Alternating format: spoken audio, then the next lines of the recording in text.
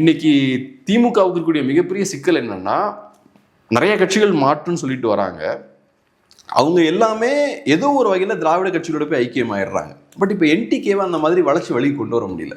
NTK பார்த்தோம்னா கண்டினியூஸாக தனியாகவே நிற்கிறாங்க. அது கூட பிரச்சனை இல்லை, தனியாக நின்று ஓட்ஸும் பார்த்தோன்னா இன்க்ரீஸ் ஆகிட்டே இருக்கு. ஸோ இது திமுகவுக்கு ஒரு பெரிய ஒரு அச்சுறுத்தல். ஏன்னா அவங்கள பொறுத்தளவில் அவங்களோட பெரிய வெற்றியே என்னன்னா, எங்களுக்கு எதிராக வந்த எல்லா சித்தாந்தங்களையும் நாங்கள் வீழ்த்தியிருக்கோம்.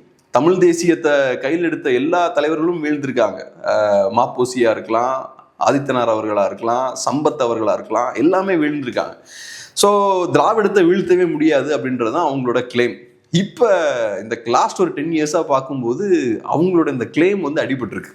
அவங்க எதிர்பார்த்தது போல சுலபமாக அவங்களால தமிழ் தேசியத்தை வீழ்த்த முடியல. ஸோ அப்படி இருக்கும்போது என்ன பண்ணுறாங்கன்னா, இல்லை பாஜகவோட கூட்டணி வைக்கிறாங்க, ஏதோ ஒரு கட்டத்தில் பாஜகவோட போய் சேர்ந்துருவாங்க, என்டிகேவுக்கு இந்த எலெக்ஷனில் ஓட்டு கண்டிப்பாக கம்மியாகும், இப்படியே இன்க்ரீஸ் ஆகிட்டே இருக்காது, 8 தான் அவங்களுக்கு மேக்ஸிமம், அதுக்கு மேலே போகாது, இப்படி ஏதாவது ஒரு நரேட்டிவ் வந்து சைடில் பில்ட் ஆகிட்டே இருக்கு.